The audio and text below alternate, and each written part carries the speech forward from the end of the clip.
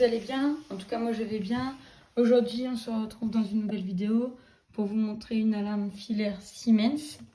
Donc, nous allons commencer par montrer l'installation. Ensuite, nous allons faire le test du détecteur de mouvement, puis du détecteur d'ouverture. Alors, juste pour vous informer, j'ai créé un site internet qui est dans la description de ma chaîne YouTube. Donc, si vous n'arrivez pas à y accéder, le site c'est quelalarmechoisir.my.canva.site. Ce site regroupe les systèmes d'alarme que j'ai testés, les meilleurs. Donc voilà, donc nous allons commencer sans plus. Donc là, nous avons le clavier. Là, nous avons un détecteur d'ouverture de la marque BeCube. Ensuite, là, nous avons le détecteur de mouvement de la marque Aritech. Ensuite, là, nous avons la centrale d'alarme. Et ensuite, là, nous avons la sirène. Donc, c'est une Siemens SI120F. Donc, le système est certifié NFA2P. Donc, pour activer le système d'alarme, c'est très simple. Vous tapez votre code.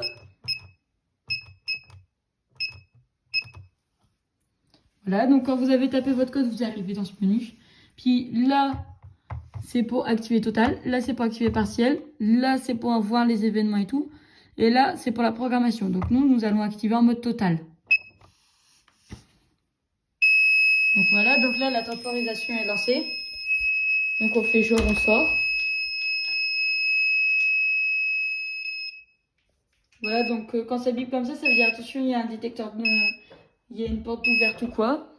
Donc, voilà. Donc, là, je referme. Voilà, donc là, la temporisation se poursuit. Donc, on va commencer par le détecteur de mouvement. Et ensuite, je couperai le temps de réactiver l'alarme pour tester le détecteur d'ouverture. Donc, la sirène que j'ai connectée, c'est une sirène intérieure d'alarme Echo 3. Voilà, donc nous allons passer devant le détecteur de mouvement. Il se déclenche. La sirène sonne. Elle est très puissante. Donc pour désactiver l'alarme, vous avez juste à taper votre code.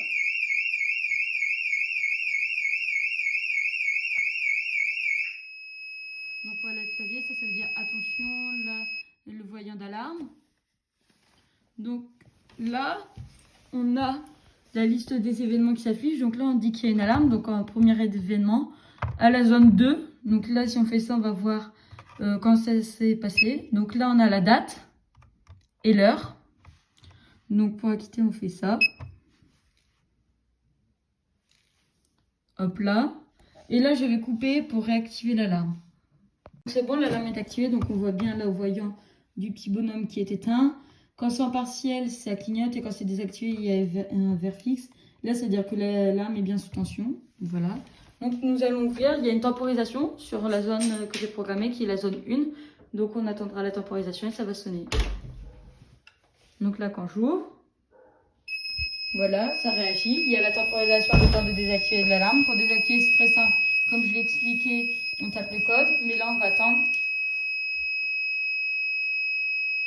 Attention aux oreilles, parce que ça sonne très fort, comme vous avez pu le voir.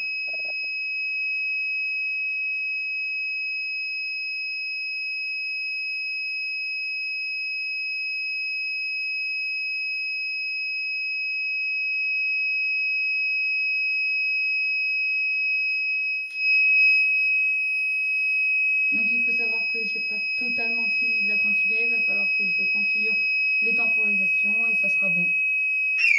Voilà, donc ça sonne. Pour désactiver l'alarme, je vais la désactiver. Donc voilà. Donc ça réaffiche le voyant d'alarme de tout à l'heure et le voyant point d'interrogation. Donc là on voit alarme, zone 1. Donc là pareil.